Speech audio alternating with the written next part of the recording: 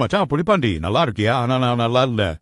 ஒரு பொருள் விற்க மாட்டுது. கக்கா போயிட்டு அவனும் கழுவுறானா என்னையான்னு கூட தெரியல. காசு இல்லாம பொண்டாட்டி கூட மதிக்க மாட்டேன். அதான் மச்சான் என்கிட்ட சொல்லிட்டேல, அவளையே போடாத. பக்கத்துல ஒரு கக்கூசை கட்டு.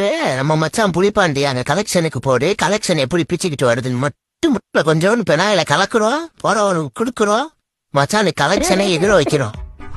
வருவா சூசு வருவா, கரும்பு ஜூஸே, கத்திரிக்காய் ஜூஸே. ஓஹோ ஃபர்ஸ்ட் பண்ணிய பண்ணிக்கா புளிஞ்ச சார். 10 கலப்பு போதுன்னு. ஒருவாய்க்கு சூசா இருந்தாலும் நல்லா தாயா இருக்குது. நீ 10 கலப்பு நான் தாயிரி பௌத்த கலக்குது. ஐயே பக்கத்துல பாத்ரூம் இருக்கா சார் இங்க ஏதாவது? அடிதான் பாத்ரூம் மெயின் எப்ப போய் அங்க டோக்கன். பசி அர்ஜென்டா பாத்ரூம் வருது எவ்வளோ பசி? 100 கக்கா போறதுக்கு ப்ளஸ் 80 GST. சப்டி புட்டுன்னு பேப்பரை கொடுப்பாவா? எல்லாத்துக்கும் இங்க புடிங்கிட்டு போய்கிட்டு இருக்கு. வௌத்த கலக்குது.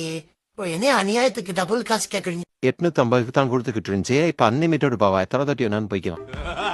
வேலை தானே